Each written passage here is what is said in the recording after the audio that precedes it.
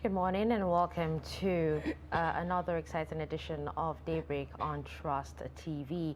We're live in the Federal Capital Territory and it feels good to be here this morning once again. I'm Darshan Hussein Osman and thank you so much for joining us. And I'm Zainab Bella. Thank you so much for joining us on the program this morning. All right, so it's World Cup season. Absolutely. You know, a lot of countries playing, a lot of countries' hopes dashed, a lot of countries, you know, going into victory and a whole lot of stuff happening, you know, when it comes to football this season. I think a lot of people have actually looked forward to it, and it is one thing that actually brings, you know, people together. Absolutely. Yes, whether it's watching the match or just being together in the same place, you know, it brings unity and hope that, you know, the future would be brighter every single time. Absolutely, I totally agree. Well, even though it kicked off in Qatar with another upset at the World Cup, Japan came from behind to beat the almighty Germany by 2-1. I don't know if you watch football, but... Yeah, sometimes. No. Okay, there's a difference between watching football and seeing football. Do you understand? In most cases, people watch football with keen interest and focus. They know when the goals are scored and all that. But when I watch football, I don't see anything. I don't know anything about football. No, but you know, another good thing that actually, you know, happened during the Japan and you know, game was the fact that after, you know, the whole what do you call it, the whole session finished, the Japanese people, you know, went around and cleaned the stadium. That's so sweet. After the win. So, you know, very sweet. Yeah, let's continue to watch Qatar 2022, and now it's time for us to move on. Yes, indeed. All right, so let's move on to the highlights at this hour. Appeal Court reinstates Bocha as Taraba APC Guber candidate. Nigeria's economic growth slows to 2.25% as oil production slumps. Appeal Court declares Binani APC governorship candidate in Adamawa State. The news in detail now. The Court of Appeal has restated Senator Emmanuel Bocha as the All Progressive Congress governorship candidate for Taraba State. Now, delivering judgment in Yola on Thursday, the three-man judicial panel led by Justice Teni Yusuf Hassan declared Bocha as duly nominated candidate for the APC. Now, the judge ordered that his name be submitted to the Independent National Electoral Commission, INEC, as the APC candidate for the 2023 election. A federal high court in Abuja had nullified the nomination of Bocha in May. The trial court heard a case filed by Yusuf, who sought disqualification of Bocha from the race on the grounds that the primary election which produced him did not comply with the electoral law. Away from that story, Nigeria's gross domestic product grew by 2.25% year-on-year in the third quarter of 2022, the National Bureau of Statistics has disclosed. The NBC, in a report released on Thursday, stated that oil production also dropped averagely to 1.2 million barrels per day, adding that the sector only contributed 4.2% to the economy during the period. This means that the economy is steadily relying on the non-oil sectors, which contributed 94.34%. The report further stated that the GDP reduced from 4.03% in the third quarter of 2021. It blamed the slow growth on the recession and the challenging economic conditions that have hindered productive activities. However, it said the real GDP grew at 9.68% when compared to the second quarter of 2022, reflecting a higher economic activity in third quarter 2022 than the preceding quarter. Also, it noted that the nominal GDP growth rate in third quarter 2022 was higher relative to the 15.41% growth recorded in the third quarter of 2021 and higher compared to the 15.03% growth recorded in the preceding quarter. On the other hand, the non-oil sector grew by 4.27% in real term, but the figure is lower than 1.18 points when compared to the rate recorded in the same quarter of 2021 and 0.50 percentage points lower than the second quarter of 2022. In real terms, the non-oil sector contributed 94.34% to the nation's GDP in the third quarter of 2022, higher than the share recorded in the third quarter of 2021, which was 92.51% and higher than the second quarter of 2022 recorded as 93.67%. Now, elsewhere, an appeal court sitting in Yola, Adamawa State capital, has declared Senator Aishatu Binani as the All Progressive Congress governorship candidate in Adamawa State. The court, presided over by Justice Teni Yusuf Hassan, set aside the judgment of a federal high court which nullified the governorship primary and declared that APC has no candidate for the 2023 governorship election. A former chairman of the Economic and Financial Crimes Commission, Malam Nuhu Ribadu, who contested but lost the ticket of the party, had challenged Binani's victory in court. He had filed a suit to seek nullification of the primary conducted on May 27. Now, Ribadu, who hinged his suit on alleged vote buying, over voting and delegate inducement, asked the court to disqualify Binani and declare him the candidate of the APC in the state.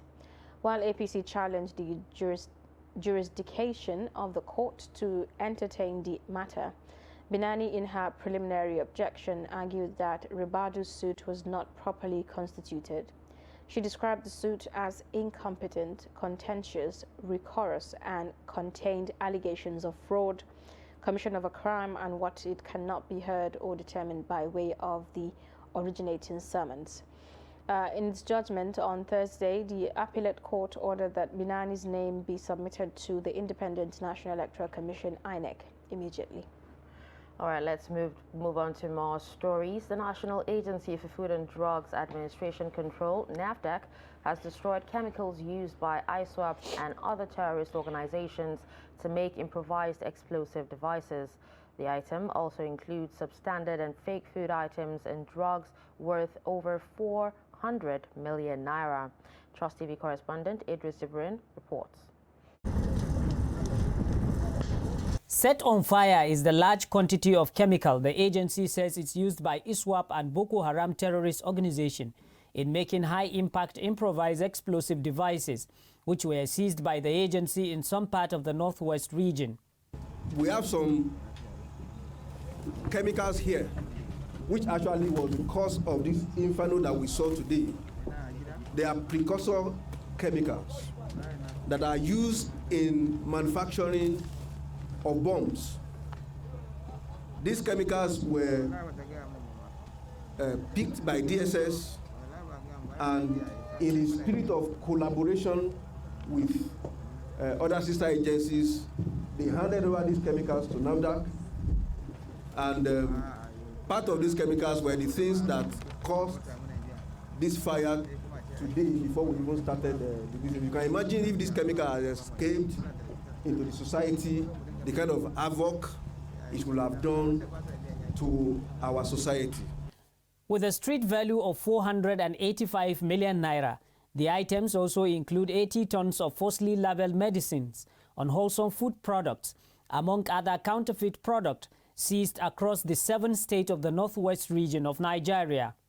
The quality of the item we have discovered here is over 80 tons of different 80 of different spurious food, chemicals, and other regulated products. Amounting to almost 500 million. Okay. 400 something, but 485, but I use the word almost 500 million. Meanwhile, the agency is asking Nigerians to be conscious of unregistered medicines and other related food items while reporting any suspicious consignment to the nearest security agency for appropriate action. Idris Jibrin, Trust TV News, Kano. All right, moving on. Students of the University of Maiduguri want the federal government to resolve all lingering disputes it has with the Academic Staff Union of University, ASU. Now, this comes as the Borno State of the Union declared an unconclusive academic session for the semester in a bid to push the government to settle outstanding 8-month salaries and complete half payment of October salaries. The report. Various examinations will go on in the university, but the results will not be released, and those writing their final examinations will not graduate ultimately this session. This is because members of the Academic Staff Union of Universities, ASU, are protesting non-payment of outstanding entitlements and half payment of salaries, and would therefore not be marking and recording students' grades this year. Some students feel sad on the development, expressing worry that their future is being threatened. They fear that it could lead to another strike, urging the government to act. In this case, when they refuse to release our results, it still means that we are still in strike. We have nowhere to go. So definitely we are still in strike. So, and this thing is going to affect us more and more than before, because we have a lot of places that they have been waiting for us, looking for us in order to come and tender our results. We felt the government would have been doing something tangible by now for us to have that future that they have planned for us. These are people we choose with our own hearts and our own minds. But today, it has turned back to a failure. It's because of God I even came back, and because of my studies I even came back. If ASU should go on another strike, I think I'll just find something else doing, because education system in Nigeria is collapsing, or maybe I'll travel out of the country. We come to school, and even the lecturers that they once smile and talk to us, encourage us, are the ones saying that we should not think of coming to where they are today, because there's no hope and future plans for us anymore. For most of these students, it will be a routine of attending lectures and reading, but the reality to graduate after school hangs in the balance. Well, one question that keeps coming up is, for how long? For how long will this dispute last? When will this dispute come to an end? When will students, be able to go back to school, and just focus on studies? Imagine what the young lady said, saying the lecturers said that they shouldn't think of, coming back to where they are because there's no future, no hope for them. What is that supposed to mean? That's quite tragic, I must say. It definitely is. All right, so let's move on to more stories. The Minister of Communication and Digital Economy, Professor Isa Pantami, has launched digital projects to help increase broadband penetration to improve market performance. Noel Sampson reports that the project will lead to high-capacity transmission techniques using a wide range of frequencies, which can enable a large number of messages to be communicated simultaneously. The report. The term broadband is commonly referred to as high-speed internet access that is always up and faster than the traditional dial-up access. Broadband, which includes several high-speed transmission, will help improve the education sector and businesses, thereby revamping the nation's economy. Today, all over the world, there is no way we can promote our education, and there is no way we can promote commercial activities without broadband. It's impossible. It is because of this the World Bank report of 2022 clearly stated that if we will be able to increase broadband penetration globally to around 75%, that will automatically catapult the global gross domestic product by a minimum of 2 trillion USD. During COVID-19 pandemic, there are many better and bitter lessons. The bitter lessons we have learned in the developed countries and other developing countries, even during COVID-19 with lockdown, their activities educationally continued. But in other developing countries, most of our institutions, from primary, secondary to higher institution of learning, were shut down. Why? Because of the challenge of connectivity, among others. The FCT Minister Mohammed Musa Bello highlighted the importance of having a transformed digital drive as it applies to digital economy. The improvement in broadband penetration and a lot of activity in the digital environment has really created the enabling environment for financial inclusion. And particularly also the tremendous expansion in personal identity of Nigerians during the last 2 years to a figure of almost over 90 million has definitely been a game changer. Broadband facilitates delivery of e-government services and applications, providing authorities more opportunity to communicate with constituents. Noel Samson, Trust TV News, Abuja. The presidential candidate of the People's Democratic Party, Atiku Abubakar, says he would set aside $10 billion to tackle youth unemployment in the country if elected president. Speaking at the flag-off of the PDP North Central campaign rally in Ilorin, Atiku said the money would be used to establish Nigerian youth in micro, small and medium enterprises to empower them and make them gainfully employed by a decent living. The report. Around 2 o'clock in the afternoon, the open bus conveying the flag bearer and other party faithful entered the square amid shouts of Atiku and PDP rent in the air. The Director General of the Campaign Council, Aminu Tambuwal, described PDP as the only party that can rescue the country, while former Senate President Bukola Saraki thanked the people for realizing the truth after being deceived with lies and propaganda. This is a clear message to the APC in Kwara State that Kwara is PDP and PDP is coming back to Kwara State and Nigeria. The train for the rescue, for researching and rebuilding Nigeria is in Kwara today. 2019 has come and gone. We have all learned our lessons. There is still hunger in the town, is there not? Insecurity, is there not? They came with propaganda and lies. But we told you, the only man that can rescue and recover Nigeria is Atiku Abubakar.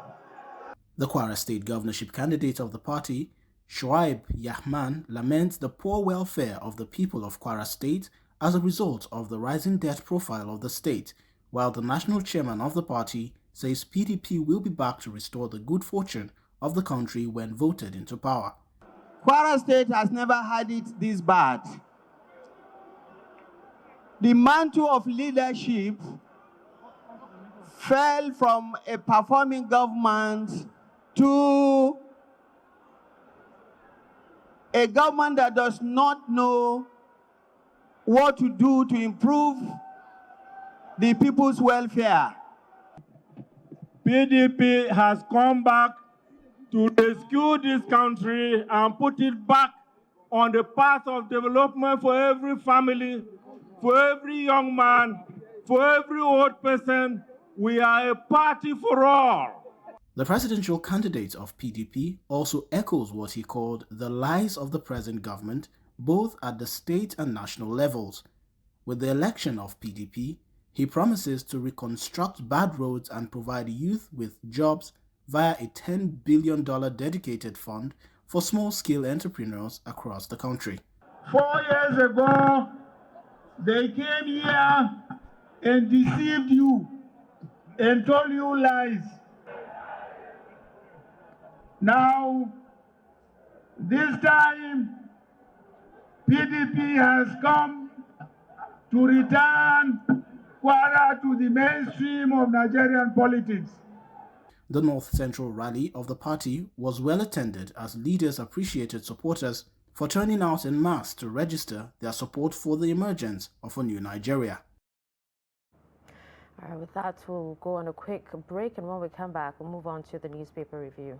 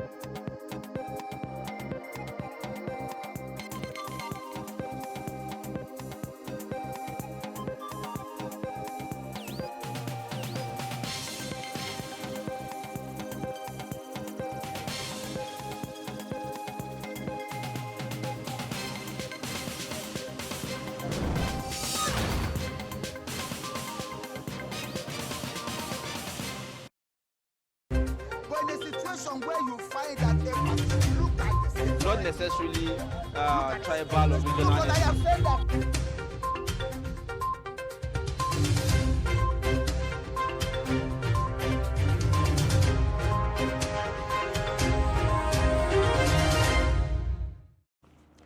All right, welcome back and thank you for staying with us. If you're just tuning in, you're watching Daybreak on Trust TV. It's now time for our newspaper review, and we'll start by taking a look at the front page of Daily Trust newspaper.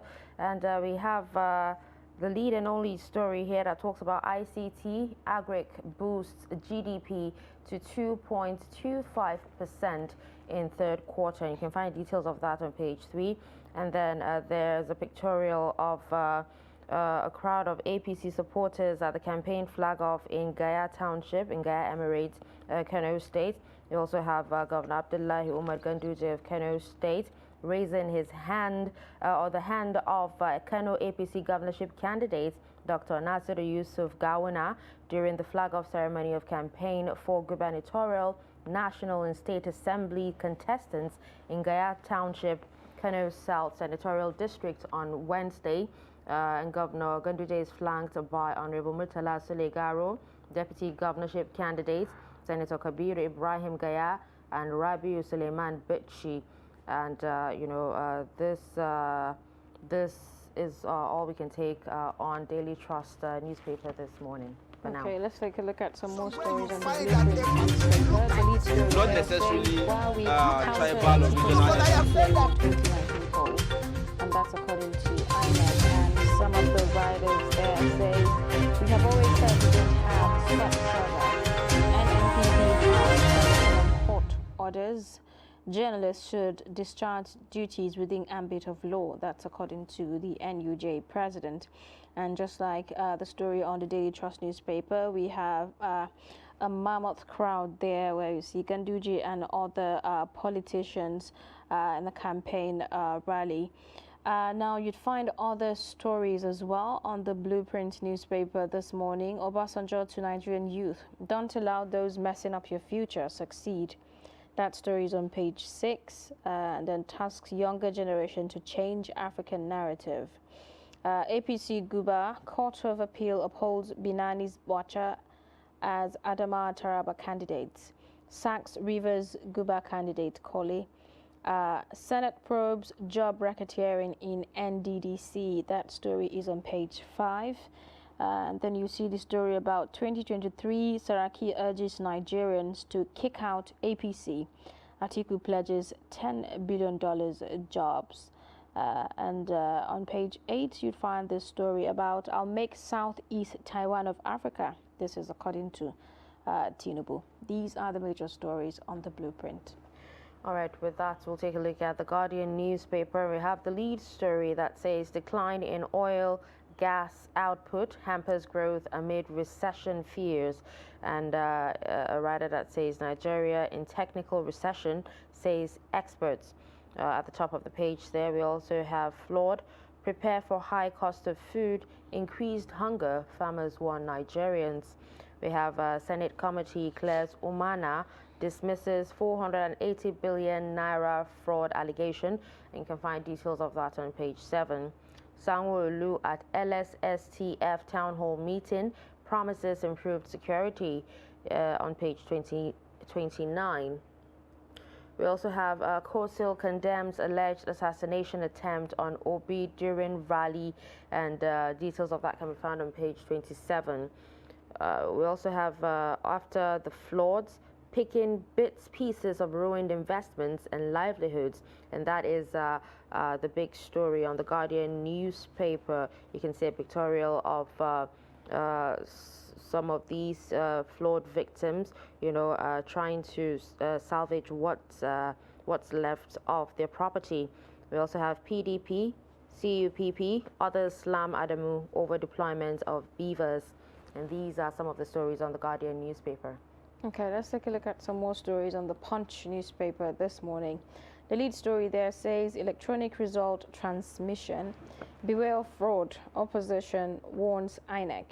APC recants, and the writers there say Electoral Commission under pressure over beavers. That's according to the PDP. APC has hidden agenda on 2023 elections. Labour Party alleges, I'm concerned about poor telecoms network, says Adamu. And then you see a pictorial there that shows you the fuel scarcity looks like it's back, and marketers are warning of possible petrol price increase. You can read the details of that story on page 30 on the Punch newspaper this morning. And right at the top, above the nameplate, court stops Nigeria Air indefinitely, adjourns case till 2023. Well, that's bad news. If you want details of that story, you can grab a copy of the Punch. Then reps worry over federal government China $475 million deal.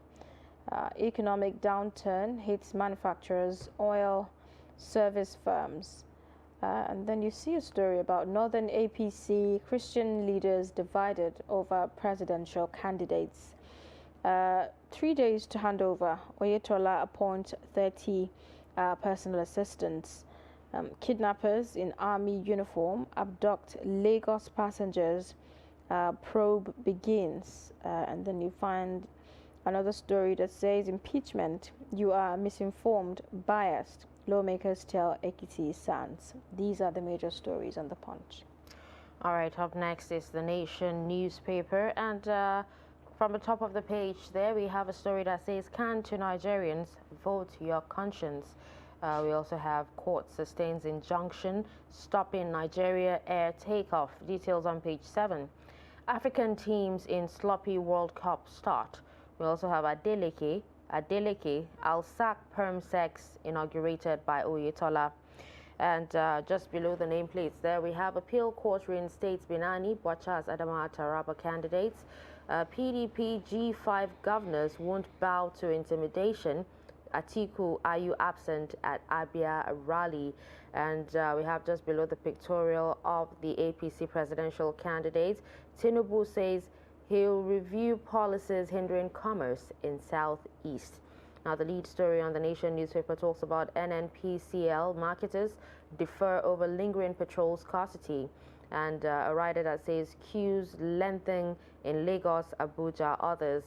We have just below on the footnotes there, ransom cash recovered from kidnapped suspects in Ekiti. 4 policemen shot dead. And these are some of the stories on the Nation newspaper. Okay, let's take a look at one more paper this morning before we start the review of some of the stories on our dailies this morning. On the Leadership newspaper, APC Muslim ticket, Dogara Achuba, 6 others disown Babachir over support for Obi. Say he can't speak for group to make position public soon.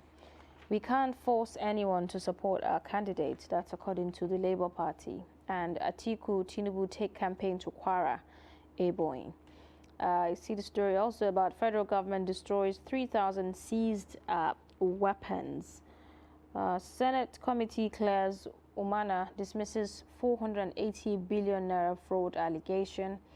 Adeleke vows to sack Oyetola's last-minute palm sex. You'd find other stories as well. PMB seeks regional cooperation on terrorism, trans-border crimes.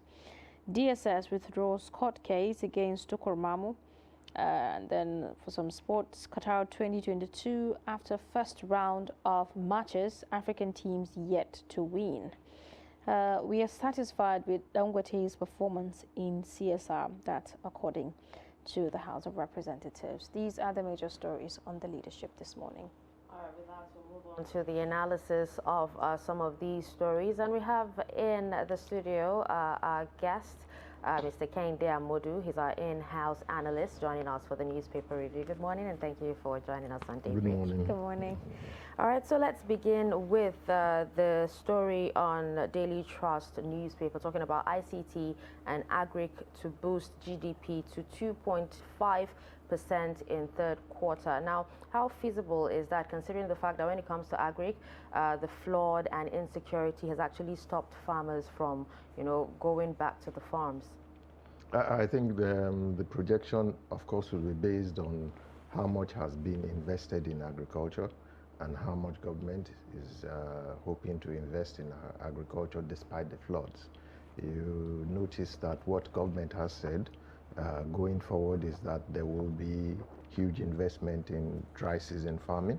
I don't know how feasible that will be. It will depend on how up and running the various dams are, the various irrigation projects are. But government has said that it is going to invest in dry season farming, and so yeah, it's probably looking at that for a projection. Well, no, ICT is a growing sector in the Nigerian economy, rapidly growing, and is showing no signs of slowing up yet. A lot of the younger population are there in ICT, and so it's probably a good projection, a realistic projection that ICT will lead, agriculture will lead, based on how much activity is going on in both sectors. So do you think, like particularly local farmers, do you think they have enough education about dry season farming? Well, the issue of dry season farming has always been there, but dry season farming always happens around the dams. That's why I said how many of the dams are up and running now. It always happens around the dams. The second season, it's called the second season of planting, which you plant crops such as maize, those crops that come towards the dry season and are fed by irrigation water. It's different from rain-fed agriculture, which relies on the rains. So I don't know. Government has made the noise that it will invest in dry season farming. We wait to see how realistic that will be. Okay, now there's this story here on DSS denying withdrawing suit against terrorist negotiator Mamu. You know, there are rumors flying around that they'd actually withdrawn the suit against him, but they're coming out now to deny, you know, this particular rumor. Can you share your thoughts on that? It wouldn't be that it was withdrawing, that government was, and that DSS was withdrawing the suit against Tuku Mamu. I think what happened was that they withdrew the extension of his incarceration or detention for another 60 days. That's what I understand. So it doesn't amount to withdrawing the suit against Tuku Mamu. Of course, you know, in situations like this, there are levels of information that are put out with the mindset or with the motive of swaying public opinion. The government will put out its information. The people that are on the side or are sympathetic to Mamu will also put out information based on how they see it. So it's the interpretation of the information now that we are seeing out in the public space. One part says they're withdrawing the case, but of course it's just a small part of the case that has been amended. What has been withdrawn is the detention of Mamu for another 60 days. It doesn't mean that they have withdrawn any case. Of course, you know the information here. Mamu is self-styled himself as the terrorist negotiator. And then government amended that title and said he was a terrorist collaborator. So, you know, all those things are out there in the public space and just for the public to pick up. All right, let's quickly take a look at the City and Crime page on Daily Trust newspaper. We have a story here that talks about a woman being charged with posting obscene things about her family on TikTok, and this happened in Lagos. We also have my husband feels I'm a burden, woman tells court. Police deny killing 2 Okada riders in Akwa Ibom. We also have fake AIG nabbed in Abuja, and we have another story here that talks about EFCC arraigning Indian over 816 million naira fraud. There's this other one that talks about police arraigning 2 for robbery in Benue. A man snatches neighbor's car in Ibadan. And Kogi Poly rectors saying that they have stamped out cultism, kidnapping on campus. What's your take on, the crime, and the and everything happening? Crime exists in society. We see different manifestations of crime. Yeah. Some are funny, for instance. Some are coming with modern society. The woman posting obscene things about her family, which I think goes against the cultural setting in Nigeria now, which is being gradually eroded because of TikTok, Instagram, Facebook, and the likes. The man who snatched his neighbor's car, these are normal crimes, crimes that happen. So, yeah, crime is one of the manifestations of society, that people live together in a space. It's good that these crimes are discovered and they're being prosecuted by law enforcement agencies, which is probably why we have them out in the space. All right, let's move on to a little bit of politics. Now, the appeal court has reinstated Binani and Bocha as APC governorship candidates in, the various states. Can you share your thoughts on this? Well, I'm delighted about the Binani case because she was the only female governorship candidate that emerged out of the primaries of all the parties, well, all the major parties. And I thought that that was speaking to there being more variety in the political process. It was also speaking about women coming on their own, arriving at that point in which they had one governorship candidate, and then suddenly we had the court saying that she wasn't properly, the primaries that produced her were not properly technicalities as far as I'm concerned. And now she's been reinstated by the appeal court. One striking thing or interesting thing is the reaction of the Minister of Women Affairs to the news that she had been reinstated. She was so excited about it. And it shows that women actually want someone they can line up behind. And it also shows, like the minister said, that the narrative that women don't like themselves or don't support themselves. Absolutely, I think that has changed this time around. But did that come to you as a surprise? Because there are so many controversies around it, and people are saying, well, they're not going to allow her, they're going to put pressure on her, and subsequently the court might be in favor of the male folks. But Binani, being... No, I think our judiciary, up till now, all along, have shown that there is strong judiciary. They've taken some strong decisions in this period of time, and many of them have not favored government circles, so to speak. So I didn't think, because if you looked at the reasons advanced, I didn't think that the appeal court would let that court ruling stand.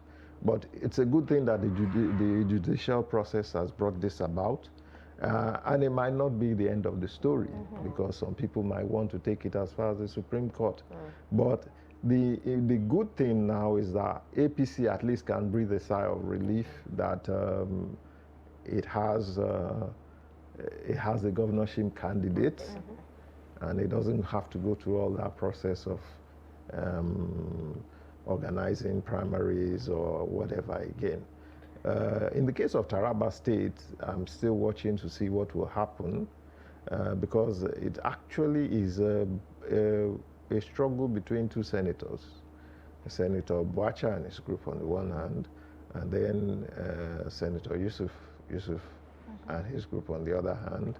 And then it's also a situation we have to watch and wait and see. If it will go all the way to the Supreme Court, if they are willing to stretch it that far. or whether time will not allow them, because elections are upon us, and any court ruling that comes after this will probably just disrupt the flow of things. Okay, but do you think Nigerians are ready for a woman to, lead or be in the helm of affairs, especially as a governorship candidate? I don't see why not. The point about it is that we have women ministers, strong women ministers, who have been giving orders to men all along. We've had the finance minister who has given orders, made some pronouncements, taken some decisions that male governors were not happy about, but she stood her ground. And we've had that for quite a while. We had it since Ngozi Okonjo-Iweala, and you can't say that she didn't perform well. So yeah, Nigerians are coming to the point in which they recognize that women can stand their own, can deliver, can do a good job, and can, well, can also do as bad as men. I think that's where the balance comes.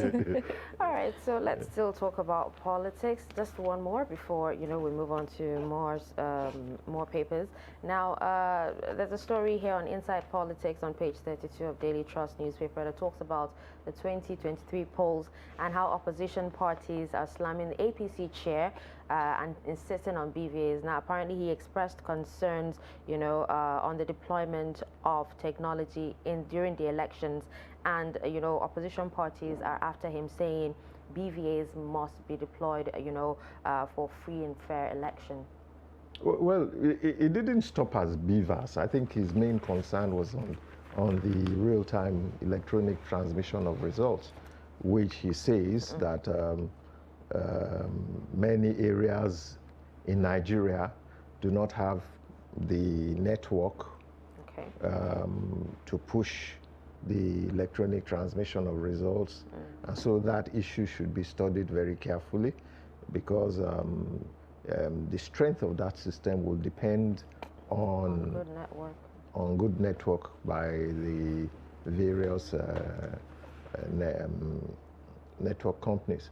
But that is an argument, and he's entitled to his own opinion, which is what I believed when I saw that.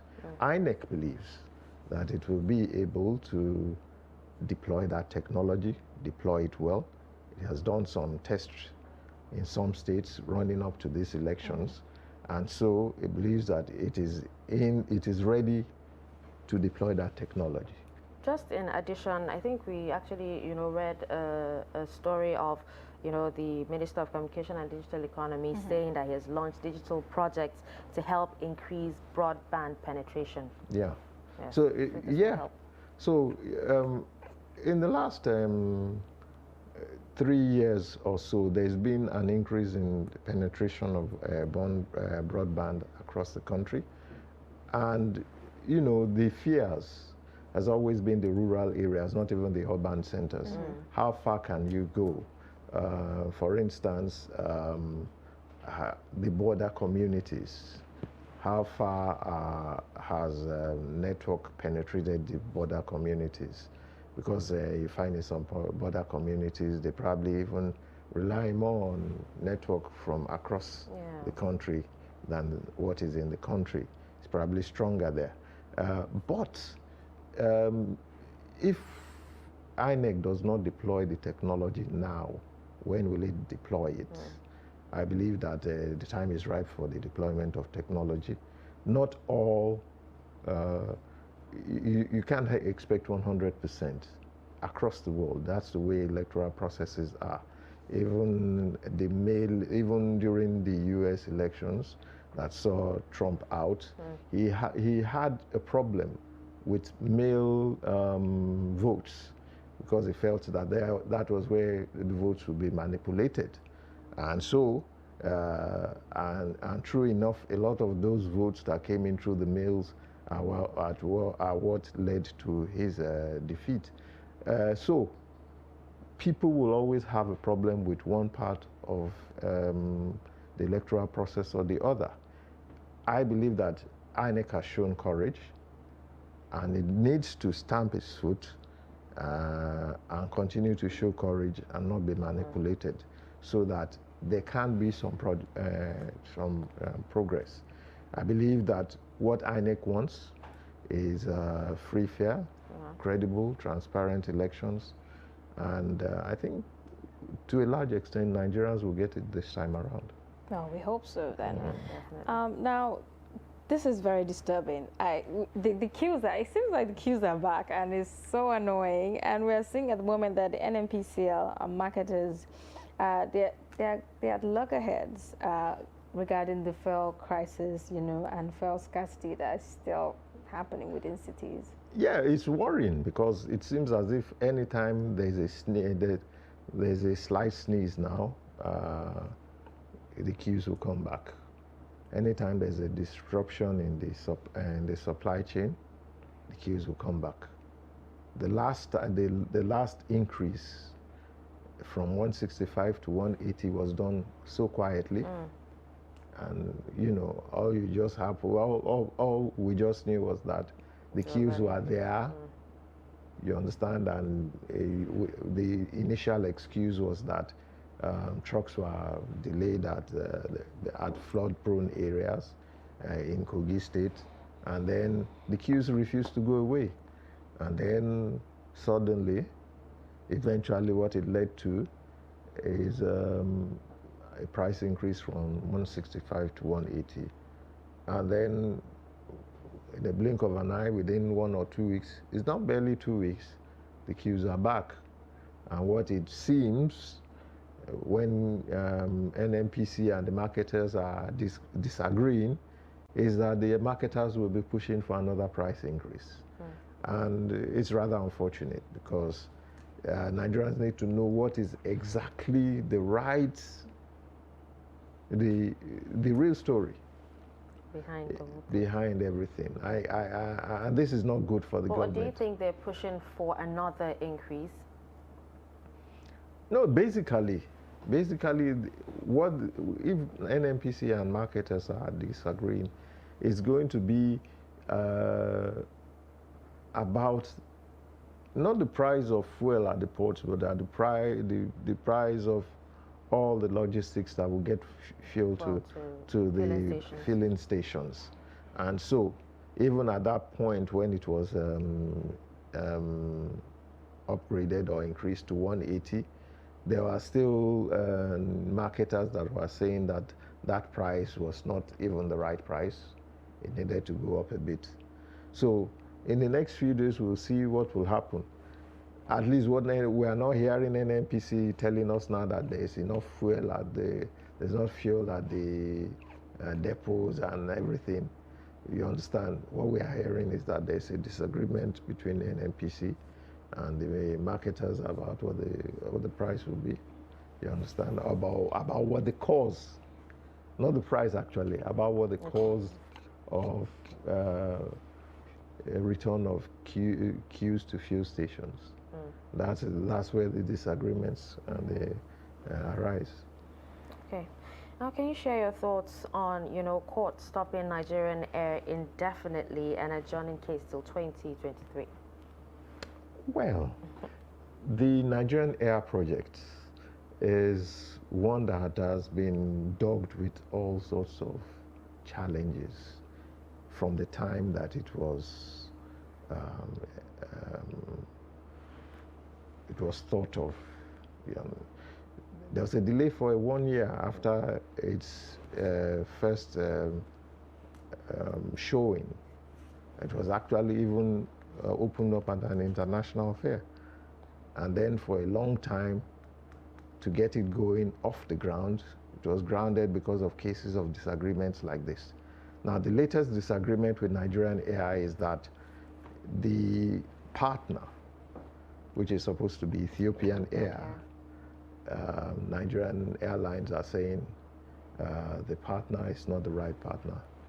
Why didn't Nigeria look inwards and take a look at airlines that within the country?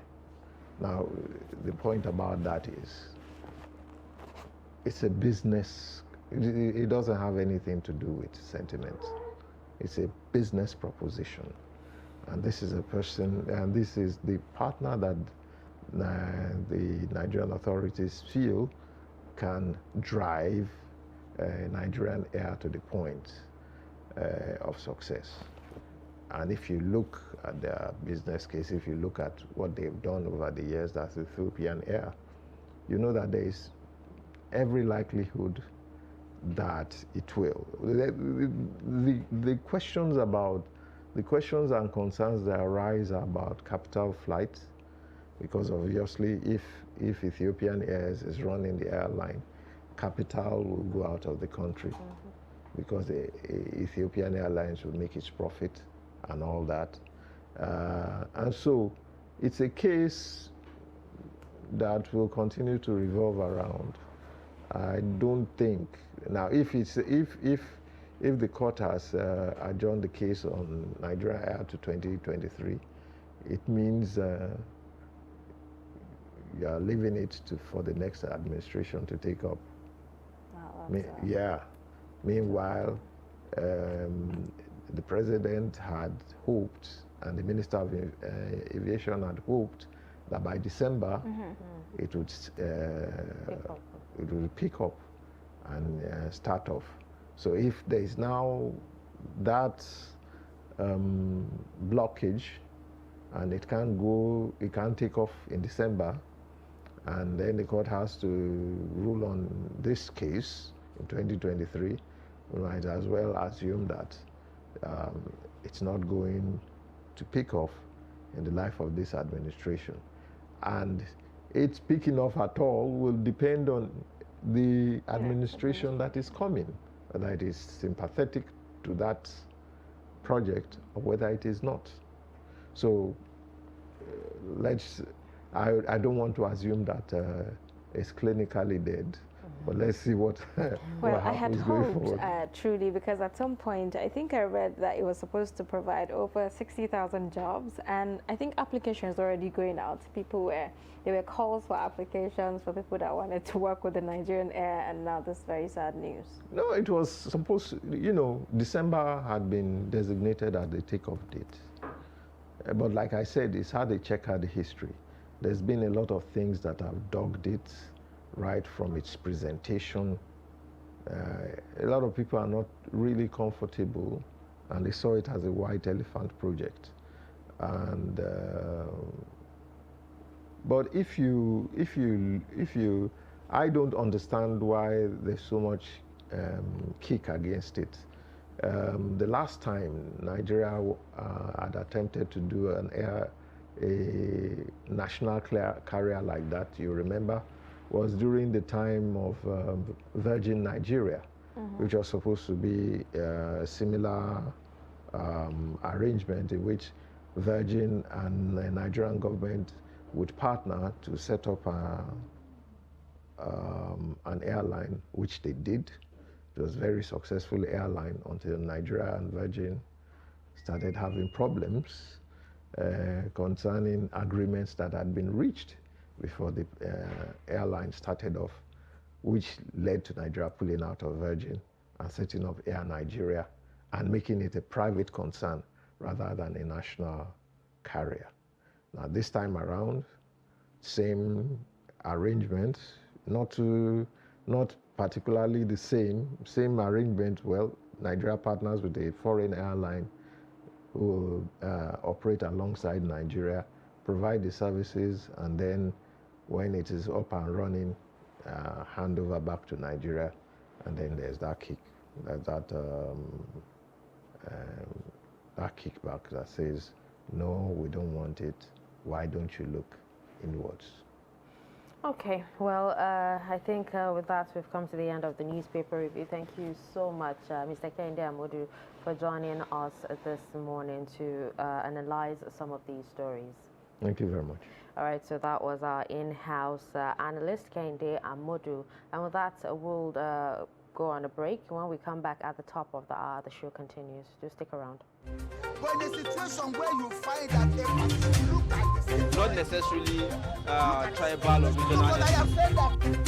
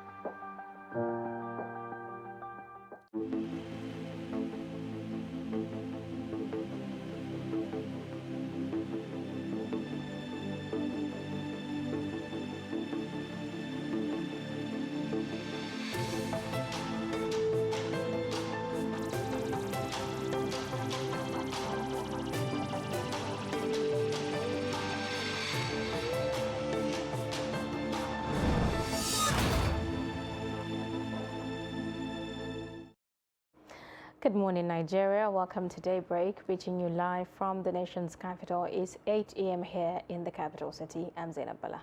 And I'm Darshan Hussein Osman. Thank you so much for staying with us. Now let's move on to the highlights at this hour. Appeal Court reinstates Bocha as Taraba APC Guba candidate. Nigeria's economic growth slows to 2.25% as oil production slumps. Appeal Court declares Binani APC governorship candidate in Adamawa. And now let's move on to the details of the stories. The Court of Appeal has reinstated Senator Emmanuel Bocha as the All Progressives Congress governorship candidate for Taraba State. Delivering judgment in Yola on Thursday, the three-man judicial panel led by Justice Tani Yusuf Hassan declared Bocha as duly nominated candidate for the APC.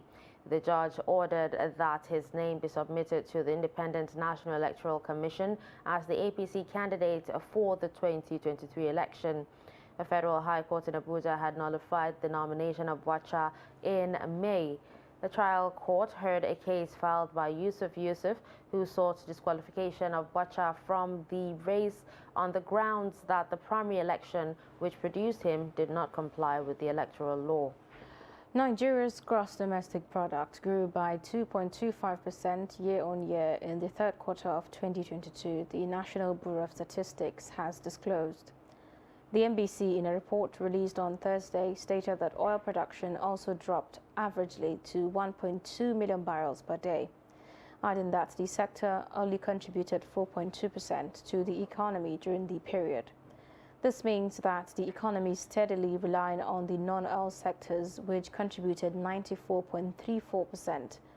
Now, the report further stated that the GDP reduced from 4.03% in the third quarter of 2021. It blamed the slow growth on the recession and the challenging economic conditions that have hindered productive activities. However, it said the real GDP grew at 9.68% when compared to the second quarter of 2022, reflecting a higher economic activity in quarter 3 of 2022 than the preceding quarter.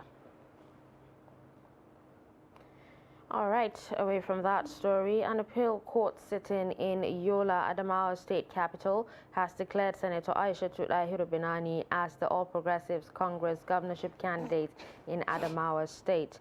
The court, presided over by Justice Tani Yusuf Hassan, set aside the judgment of a federal high court which nullified the governorship primary and declared the APC has no candidate for the 2023 governorship election.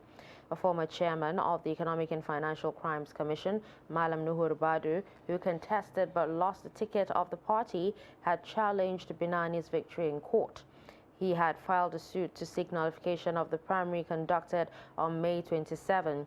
Ribadu, who hinged his suit on alleged vote buying, overvoting and delegate inducement, asked the court to disqualify Binani and declare him the candidate of the APC in the state. While the APC challenged the jurisdiction of the court to entertain the matter, Binani, in her preliminary objection, argued that Ribadu's suit was not properly constituted. She described the suit as incompetent, contentious, rancorous, and contained allegations of fraud, commission of crime, and that it cannot be heard or determined by way of the originating summons. In its judgment on Thursday, the appellate court ordered that Binani's name be submitted to the Independent National Electoral Commission immediately. Oh, there you go. Let's take a look at some more stories this morning. The National Agency for Food and Drugs Administration and Control, NAFDAC, has destroyed chemicals used by ISWAP and other terrorist organizations to make improvised explosive devices. The item also includes substandard and fake food items and drugs worth 400 million naira. Trust TV correspondent Idris Jibril reports. Set on fire is the large quantity of chemical the agency says it's used by ISWAP and Boko Haram terrorist organization in making high-impact improvised explosive devices, which were seized by the agency in some part of the northwest region. We have some chemicals here, which actually was the cause of this inferno that we saw today. They are precursor chemicals that are used in manufacturing of bombs. These chemicals were picked by DSS, and in the spirit of collaboration with other sister agencies, they handed over these chemicals to NAFDAC, and part of these chemicals were the things that caused this fire today before we even started the business. You can imagine if this chemical has escaped into the society, the kind of havoc it will have done to our society. With a street value of 485 million naira, the items also include 80 tons of falsely labeled medicines, unwholesome food products, among other counterfeit products seized across the 7 states of the northwest region of Nigeria. The quality of the item we have discovered yesterday is over 80 tons of different 80 of different spurious food, chemicals, and other regulated products. Amounting to almost 500 million. Okay. 400 something, but 485, but I use the word almost 500 million. Meanwhile, the agency is asking Nigerians to be conscious of unregistered medicines and other related food items while reporting any suspicious consignment to the nearest security agency for appropriate action. Idris Jibrin, Trust TV News, Kano. All right, students of University of Maiduguri want the federal government to resolve all lingering disputes it has with the Academic Staff Union of Universities, ASU. This comes as the Borno State chapter of the union declared an inconclusive academic session for the semester in a bid to push the government to settle outstanding 8-month salary and complete half payment of October salaries. The report. Various examinations will go on in the university, but the results will not be released, and those writing their final examinations will not graduate ultimately this session. This is because members of the Academic Staff Union of Universities, ASU, are protesting non-payment of outstanding entitlements and half payment of salaries, and would therefore not be marking and recording students' grades this year. Some students feel sad on the development, expressing worry that their future is being threatened. They fear that it could lead to another strike, urging the government to act. In this case, when they refuse to release our results, it still means that we are still in strike. We have nowhere to go. So definitely we are still in strike. So, and this thing is going to affect us more and more than before, because we have a lot of places that they have been waiting for us, looking for us in order to come and tender our results. We felt the government would have been doing something tangible by now for us to have that future that they have planned for us. These are people we choose with our own hearts and our own minds. But today, it has turned back to a failure. It's because of God I even came back, and because of my studies I even came back. If ASU should go on another strike, I think I'll just find something else doing, because education system in Nigeria is collapsing, or maybe I'll travel out of the country. We come to school, and even the lecturers that they once smile and talk to us, encourage us, are the ones saying that we should not think of coming to where they are today, because there's no hope and future plans for us anymore. For most of these students, it will be a routine of attending lectures and reading, but the reality to graduate after school hangs in the balance. Now, the Minister of Communication and Digital Economy, Professor Isa Pantami, has launched digital projects to help increase broadband penetration to improve market performance. Noel Sampson reports that the projects will lead to high-capacity transmission techniques using a wide range of frequencies, which can enable a large number of messages to be communicated simultaneously. His report. The term broadband is commonly referred to as high-speed internet access that is always up and faster than the traditional dial-up access. Broadband, which includes several high-speed transmission, will help improve the education sector and businesses, thereby revamping the nation's economy. Today, all over the world, there is no way we can promote our education, and there is no way we can promote commercial activities without broadband. It's impossible. It is because of this the World Bank report of 2022 clearly stated that if we will be able to increase broadband penetration globally to around 75%, that will automatically catapult the global gross domestic product by a minimum of 2 trillion USD. During COVID-19 pandemic, there are many better and bitter lessons. The bitter lessons we have learned in the developed countries and other developing countries, even during COVID-19 with lockdown, their activities educationally continued. But in other developing countries, most of our institutions, from primary, secondary to higher institution of learning, were shut down. Why? Because of the challenge of connectivity, among others. The FCT Minister Mohammed Musa Bello highlighted the importance of having a transformed digital drive as it applies to digital economy. The improvement in broadband penetration and a lot of activity in the digital environment has really created the enabling environment for financial inclusion. And particularly also the tremendous expansion in personal identity of Nigerians during the last 2 years to a figure of almost over 90 million has definitely been a game changer. Broadband facilitates delivery of e-government services and applications, providing authorities more opportunities to communicate with constituents. Noel Samson, Trust TV News, Abuja. All right, the presidential candidate of the People's Democratic Party, Atiku Abubakar, says he will set aside $10 billion to tackle youth unemployment in the country if elected president.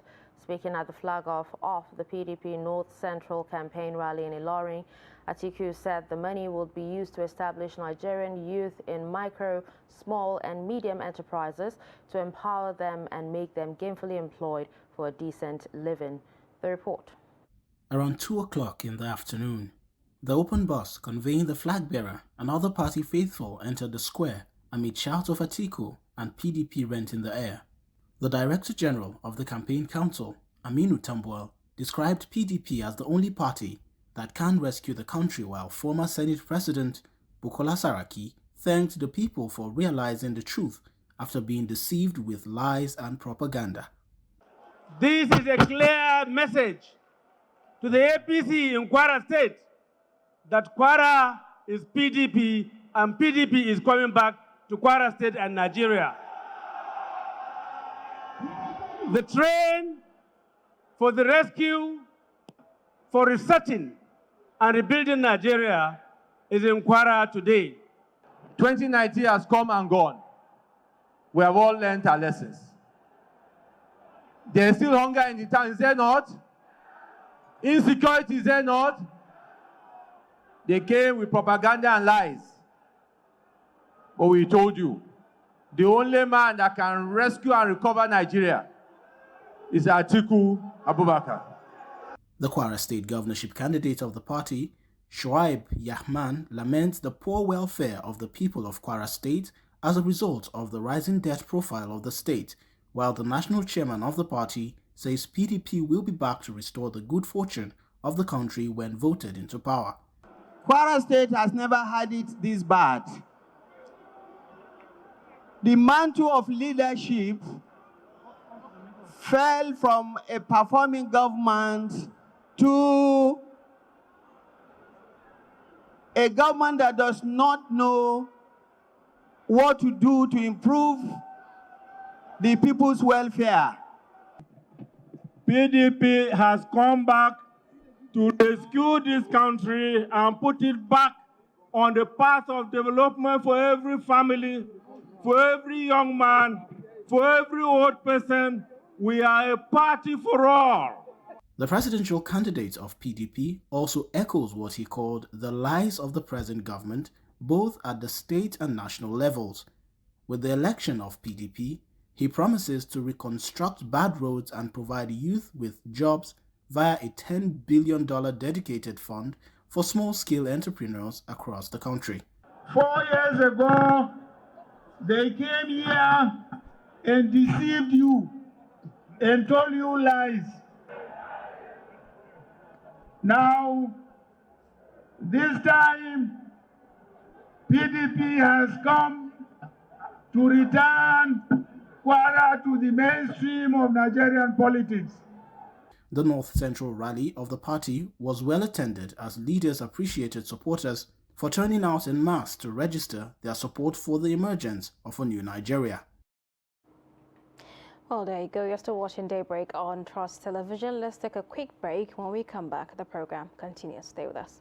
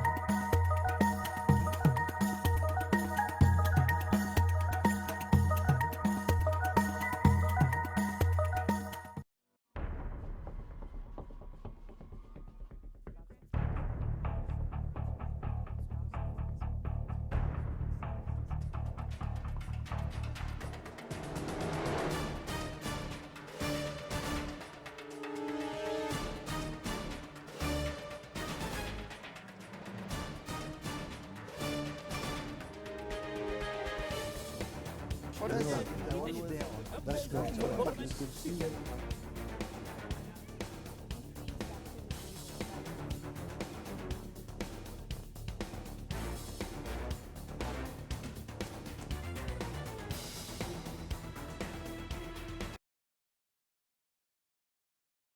All right, welcome back and thank you for staying with us. You're still watching Daybreak on Trust TV. Now let's move on to our first discussion. House of Representatives passed second reading on a bill for an act to establish the National Commission for Almajiri Education and Out-of-School Children to provide for a multimodal system of education to tackle the menace of illiteracy, develop skill acquisition and entrepreneurship programs, prevent youth poverty, delinquency, and destitution in Nigeria, and for other related matters. Now we have this morning joining us in the studio, Balarabe Shehu Kakale, member representing Bodinga, Dengeshuni, Tureta Federal Constituency in Sokoto State, the man who led the debate on the bill that passed the second reading with an overwhelming support from his honorable colleagues.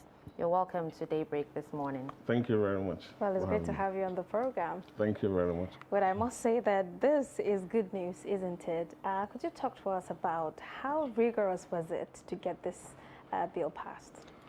Well, you know, it's a people's own bill. It's a bill that is meant to really democratize education. Education in Nigeria has been a more of, in a manner, if I might say, dictatorship.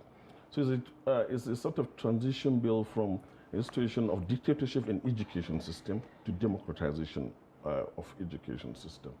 And from a certificate-based education system in Nigeria to a skill-based education system in Nigeria. And you know, there is a large chunk of a section of Nigeria where they have a system of education that predated colonialism. And for now, over 120 years since colonials came to this part of Africa, that sort of education was relegated and excommunicated, if I might use that word. And that section of society, that is particularly the Almajiri system of education, have not been really been comfortable with the conventional system, or what they call the formal system of education, has been responsible for the large number of millions of what we call out-of-school children. For a lot of us, they're actually not out of school, they're in school. But the system that have refused to recognize that system of education, that have produced all that that society, or those, should I say, kingdoms and chiefdoms had before the colonial scheme. So with the rising number of out-of-school children and the neglect of that system of education, we started canvassing support from members who very well know the problem, you know, right at hand. And over time, yes, a lot of members across both chambers, even in the the Senate, supported, you know, the idea of coming with a bill. The leadership of the House played a very, very, very important role. And when it was presented for second reading, it had that overwhelming support to go through the second reading. Okay, now with the projected number of out-of-school children that you know, UNICEF has actually reported, that's almost 20 million children are out of school. What are the likely challenges and implications of, you know, such a large number of children that are, you know, out of school? Nigeria will never achieve its developmental goals. We'll never be able to lift 100 million people out of poverty, and we'll never be able to achieve the SDG goals and be in community of nations in this 21st century if we do not tackle the problem of these out-of-school children. The UNICEF data are just projections. I really want to use even this opportunity to challenge MBS, to really come up with the real statistics of out-of-school children. For me, there are probably around 40 million. There are not just 20 million that as the data presented recently. And all the poverty indices that was also released by the MBS, National Bureau of Statistics, have everything to do with this segment of beautiful Nigerian little children that have been, you know, left on the streets, in markets, in parks all over the country. We have them up north, we have them down south. And I really want to tell Nigerians to understand, you know, there is a conspiracy of colonial legacy. Now, when they came and conquered this country and amalgamated, they decided to declare all forms of education, you know, as non-formal, non-conventional. Where does that kind of thing happen? And then, even after independence, 60 years on, we still agree with that concept. When Lologard came and whoever was his co-travelers that time, they decided, particularly for the Sokoto Caliphate, to bring up a policy and say, because they met them with a system of education, system of governance. We had a youth policy, women policy. We also had an economic policy, social policy. But they said they have a standing policy of governance that let's declare these people illiterates. And we have been on that track, on the infamous track for this number of years. So as I've said, the bill aims to really democratize education in a contextual and flexible manner, in a culturally sensitive manner that will make Nigerians have a sense of belonging and recognize other systems of education beyond formal and conventional system. It's not a four-walls classroom where you are taught ABCD. That's education. Nigerian education has been reduced to just, literacy, being able to read and write English, ABCD. That's not education. That's just literacy. And for the Almajiri system, the Sangaya and the Makaranta Allo system, they already have that for over a millennium, in Arabic or in Ajami. And they are also, in their curriculum, have a dose of entrepreneurship, vocational, technical, and other skills in that system of education. The current system of education in Nigeria is merely rote-based, only to certificate that you can speak English. Honestly, it's been a travesty for this country. What we want now is an industry-based and resource-based education. And that's what this bill wants to really bring forward. For example, I'm from Sokoto State. We are the largest producers of, say, onions and tomatoes. We have the second largest livestock production, probably the first. And we also have massive deposits of limestone. But nothing in our curriculum teaches our children at any level about these resources that are there. We have to depend on importation of that expertise and manpower, either to process tomatoes or to process rice or the cement that we have. For example, thank God we have Boa there producing 5 million metric tons of cement. But if we don't train our children to have the needed skills, the skill set to run that company, it has to be somewhere else. The same thing, for example, in Kebi, where they have rice, or Zamfara, or in Kogi, where we have iron ore. The recent discovery, or the oil was drilled in Kolmani, in Bauchi and River State, in Bauchi and Gombe States, is also another example. We cannot afford to not have a curriculum in our schools and education system that teaches our children about hydrocarbons, oil and gas across Nigeria, not only these two states.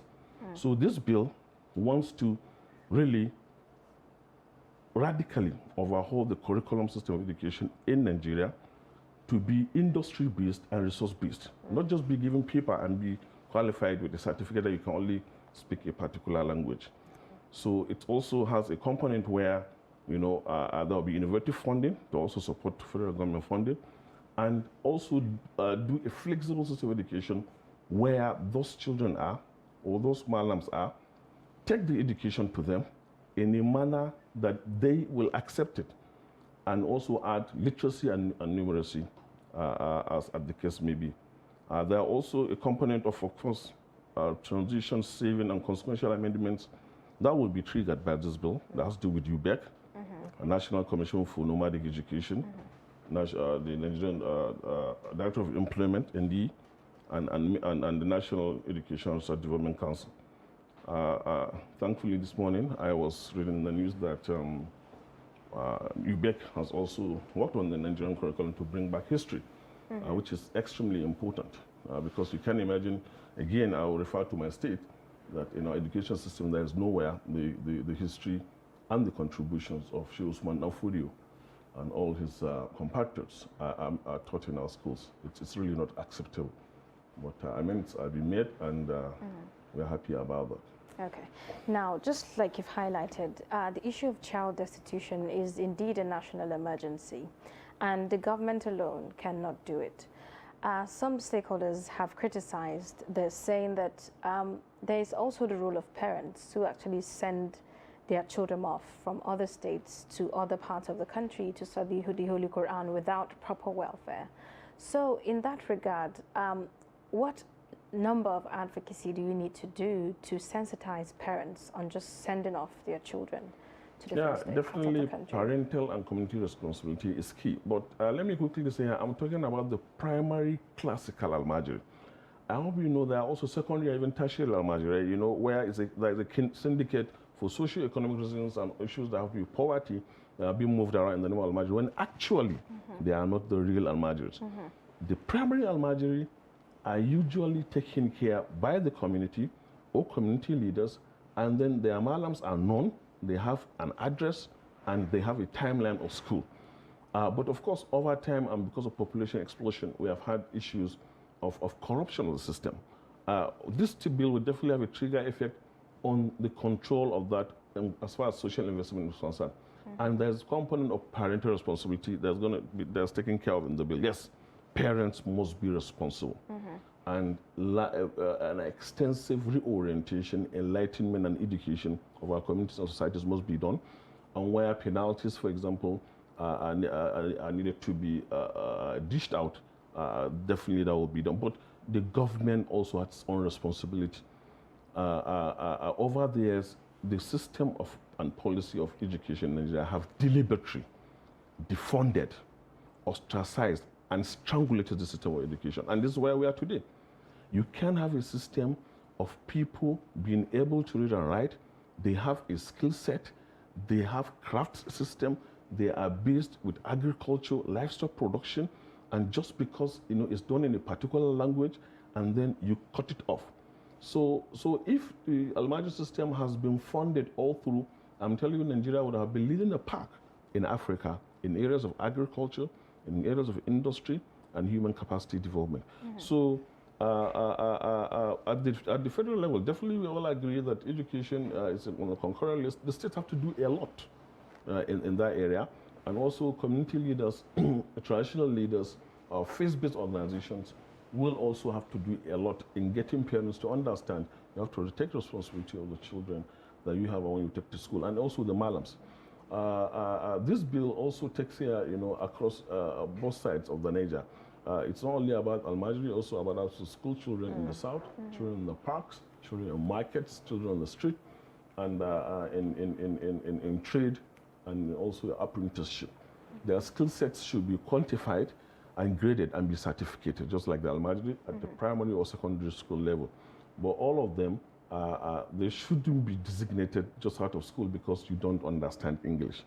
I think that's the most important thing about this bill. I want to repeat that this bill is about transition of the Nigerian education system from dictatorship to democratization of education. It's a transition in Nigerian education policy and system from a paper-based certification of education to skill-based innovation and creativity set of education, where our Nigerian children, whether almajiri or anywhere that they are, they will be job creators, they will be innovators, not just job seekers going about with certificates, looking for jobs.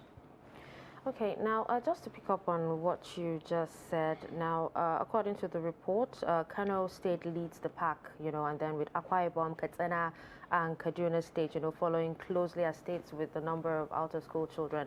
But despite, the report stating that it's not just in the north, out-of-school children, it's not just in the north, it cuts across the 6 geopolitical zones, people still seem to think that it is a northern problem.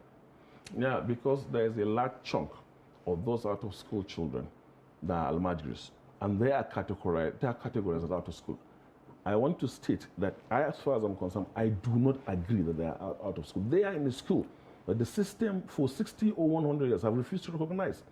And that is what has brought us to the bottom of the ladder of human capital development. There's a school system for over 1,000 years that we have had in this country or in Africa, but then we had a policy that ostracized and cut them off. So what this bill is intended to do is to recalibrate and also reform that system, regulate it, and then bring it to the mainstream and recognize as a system of education that's autonomous and independent, in tandem with the needs of aspiration of any child anywhere in the world, particularly, for the 21st century child. Now imagine those millions of children that you have talked about. if they were to be certificated, you know, with the skills that they have, the skill sets they have, you know, with the skill set that they have, and they would add up to the numbers of those who are literate or who are educated. But once you are an almajiri, no matter the depth of your education in the Nigerian context, you are an illiterate. Let me cite an example. Nigerians, young Nigerians over the years have been going for competitions, for example, for Quranic recitation and Hafiz, all over. They become world champions. In very intensely competitive, you know, sessions, they become world champions of Quranic recitation. But it stops there. Once they step into Nigeria, that child or that student is an illiterate. You know, honestly, that's an insult to millions of Nigerians, you know, who really believe in that system of education. So, as I've said, it's about, this bill is about, you know, flexible, contextual, and functional education system in Nigeria, not just the block and mortar cast of conventional formal education, which people call Western education, though it's no longer Western, where you have to go and learn English and that as well. So that is the essence of what this bill attempts to achieve. And I said it's across all boards. Now we're going to work interfaith, you know, with our Christian brothers across the country, where we have, for example, Bible schools or seminaries or any theology system that has not been really co-opted into the mainstream.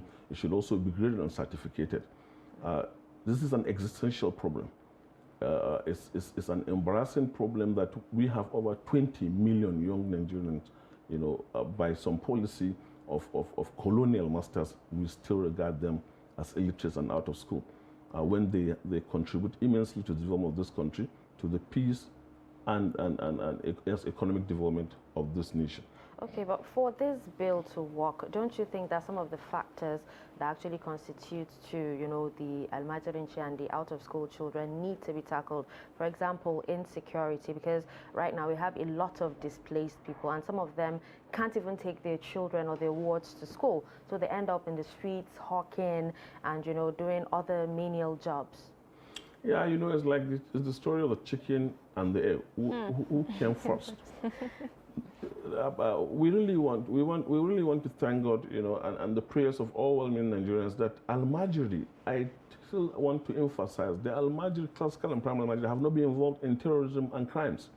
God forbid the day those millions of Nigerians will be induced or will be brainwashed to really play part in that. It will never happen, inshallah. But this is the problem. Why should you have a whole section of swath of millions of populations and deny them recognition and dignity in a system of education that they believe? Al-Majiri students, where they are hard working, they are intelligent, they are rugged. I repeat, I'm talking about the classical and the primary Al-Majiri. They are school students that after those years they move on. So we are going to work with states, you know, and of course, as I've said, education, basic education in the concurrent list. The bill also will definitely trigger the establishment of such commissions in the various states, and the commissioners of education across Nigeria will work on those contextual, flexible, and culturally based models of education that work for their people.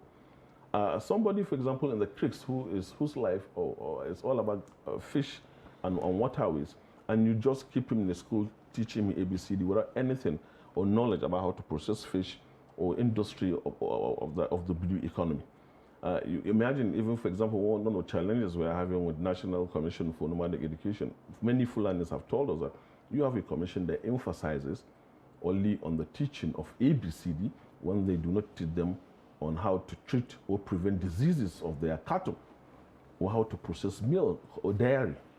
So that's the disconnect we want. Let me use this opportunity to call on all commissioners of education in Nigeria to please work with their state legislators and of course with their national legislators in trying to see how we step down this bill and build contextual, people's own curriculum system in our states that will produce the right set of skills for our children.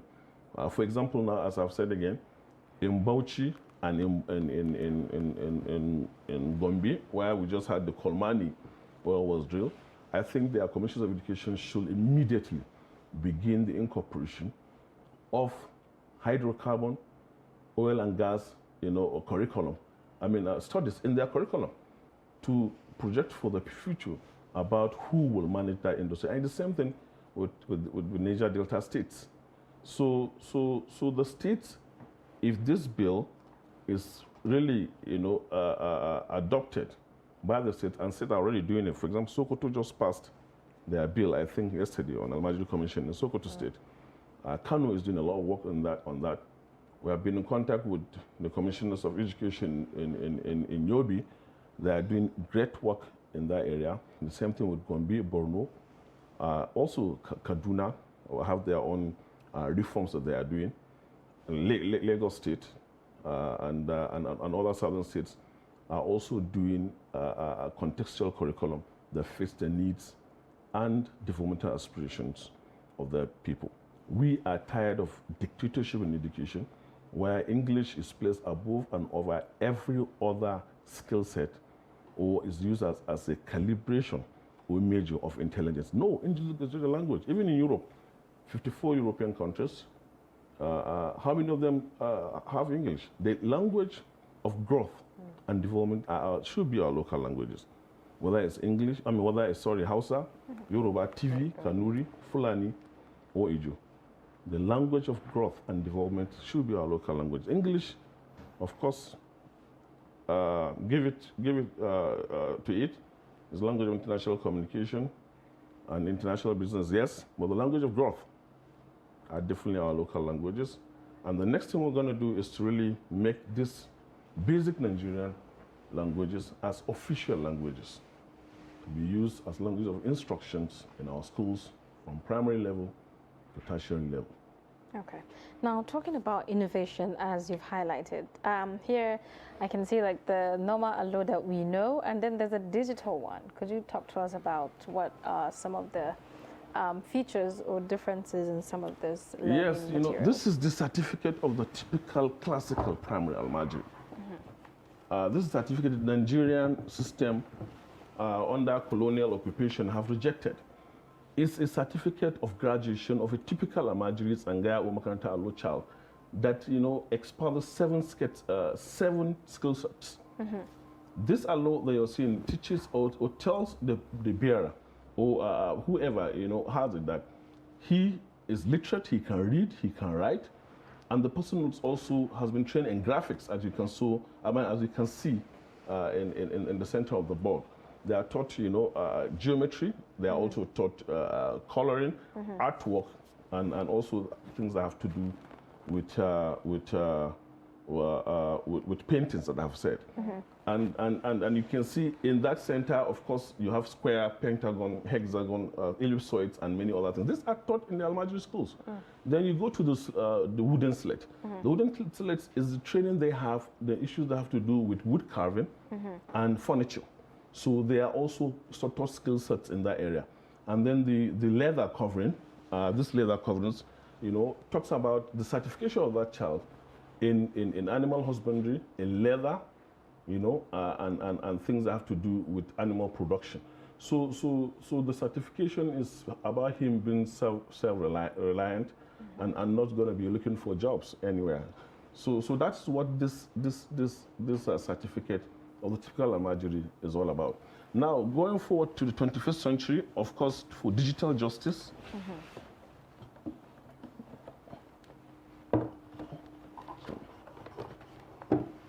for digital justice and digital inclusion of the Almajiri, we have been working with a lot of people, and then this Could you just show it to the screen the other way? So digital law came about, which is an upgrade, for example, of the classical law, where Almajiri children will definitely be taught everything you can think of in the digital space of knowledge, e-learning, and commerce. This digital law has over 300 apps that has to do, of course, with literacy, linguistics, and other things. Arithmetic, social studies, and of course, a lot of skills and entrepreneurship apps that the child will learn.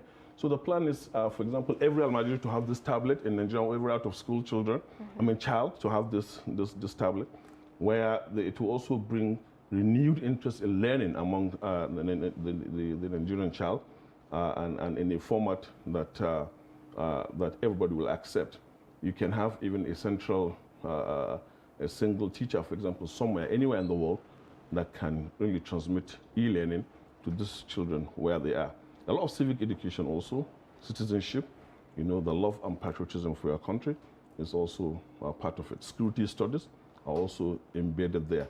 And there's a writing slate here where they can still write either in Hausa, in Arabic, in English, in Igbo, in Yoruba, or in any other aspects. So this is about digital justice for the Almajiri child, the millions of them, and a lot of children that we have tested with this slate are very, very excited. Let me at this juncture really commend the Ministry of Humanitarian Affairs and Disaster Development, the Haja Sadia Umar Farouk, who we have been working together on the area of ASP Alternate School program, which has been established, a presidential steering committee to work on out-of-school children, by President Muhammadu Buhari. We have been working together to see how we tackle the social component, socio-economic component, of course the education component with the Minister of Education of the large number of out-of-school children that we have in Nigeria.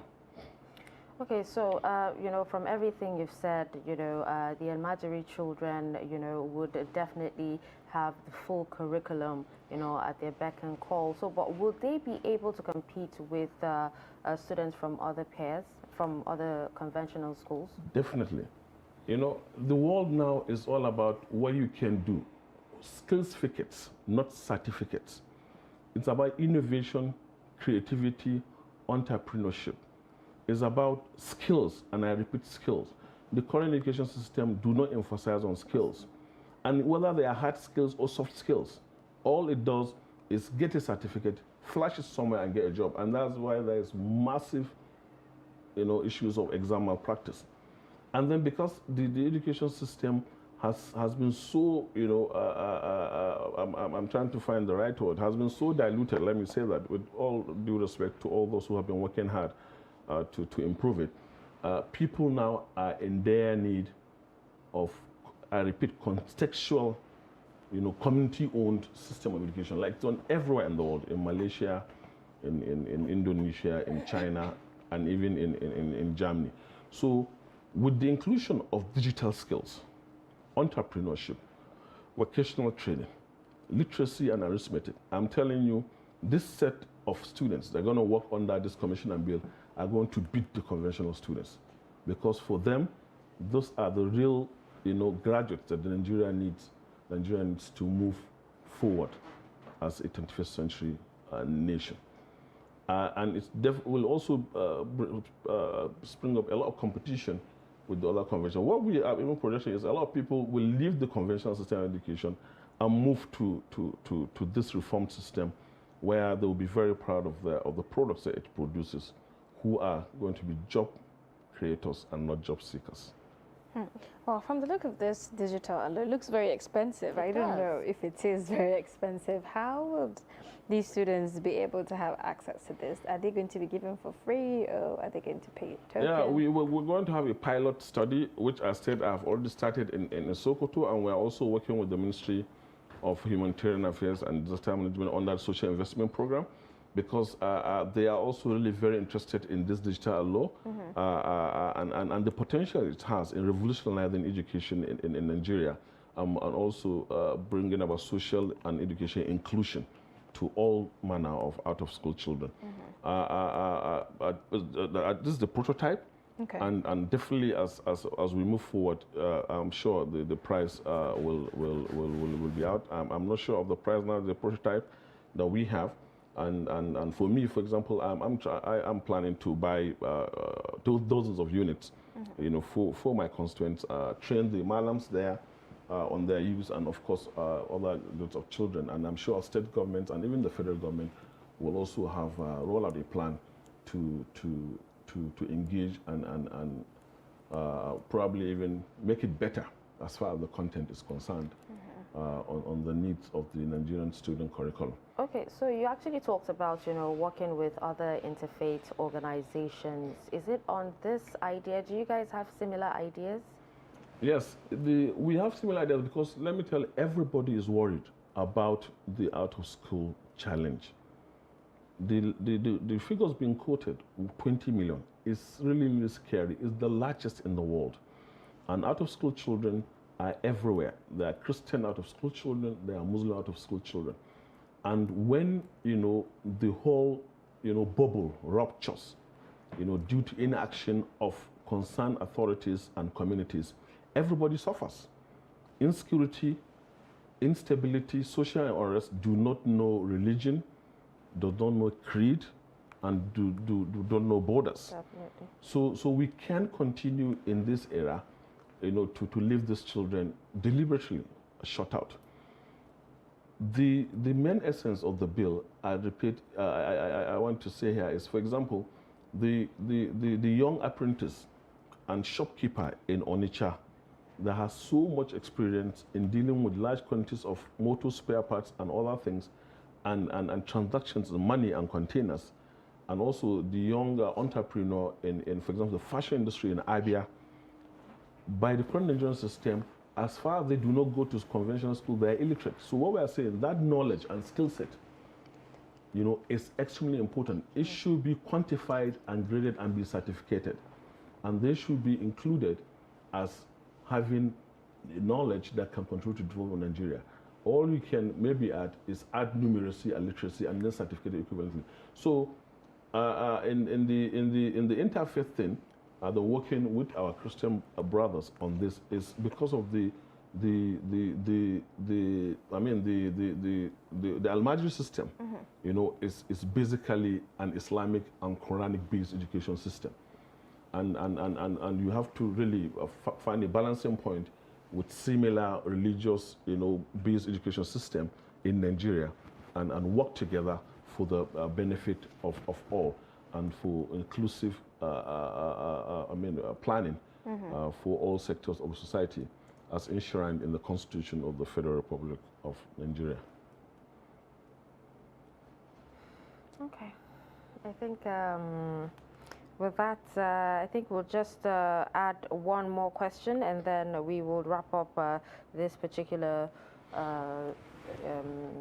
discussion. Now, you talked about, you brought about people in Onitsha and some people actually in the north. They actually have this belief that that education, you don't need education to actually succeed. Especially in Nigeria, a lot of people are of that perception, they're of that mentality that you don't need education to succeed. So how do you intend on, changing their minds and making them see that, education, even though you talked about, entrepreneurship, some would actually jump on that, but how do you intend to convince them that, education and entrepreneurship actually goes together, and they will need education if they want to succeed, in entrepreneurship as well? That comes to, us agreeing on what's the definition of education. I've gone around almost 10 northern states, listening and conversing and having focused group meetings on Al-Majri system of education. There is nowhere that any one of them, groups or individuals have said they don't need education. The education they're talking about is Western education. And their own education, they have it. They have gone through it, and they know they are educated. So that is that's the paradox. The Nigerian system only believes in Western or formal education, and they name all those ones as non-formal, non-conventional education system, based on a colonial conspiracy that Lord Lugard decided to declare all Nigerians illiterate unless you learn English. We are going to uproot that. We'll never agree with that, and unfortunately 60 years on, even so-called independence, we're not doing. So in the parlance, common and local parlance of all Al-Majiris and in northern Nigeria, they believe in education. It's even one of the major pillars of Islam, that you must go and look for education wherever it is, if it's as far as China. You know, there's a hadith to that. So they believe they are educated. And yes, true to what they're saying, with their own brand of education, they have been successful. They don't need Western education. We have billionaires, multi-billionaires in Nigeria, in northern Nigeria, that have never been to the four corners of the Western type of education. And they're employing those who have gone to that, coming back, and they employ them. They employ even professors. And they are educated also. I met someone who has been to Al-Majri school. He can read in Arabic, he can write in Arabic and Ajami, he communicates, he writes letters all over the world. He is educated, but in the Nigerian context, he's an illiterate. So it's about dictatorship of education, and this bill is attempting to democratize education in a contextual, flexible, culturally, accepted manner. There's also industry and resource-based. It's about also skilling up education, providing skill certificates, not certificates, of an army of job seekers when the jobs are not there. All right. Well, thank you so much for joining us on this discussion this morning on Daybreak. It was really enlightening. Thank you very much for inviting me. All right. So that was Balarabe Shehu Kakale, member representing Bodinga Dengishuni Tureta Federal Constituency in Sokoto State, and he led the debate on the bill that passed the second reading with an overwhelming support from his honorable colleagues. All right, and with that, I think we've come to the end of Daybreak this beautiful morning. Thank you so much for tuning in. We'll be back again next week, Monday, same time, same station. I'm Darshan Husseina Usman. Have a wonderful weekend. And I'm Zainab Bala.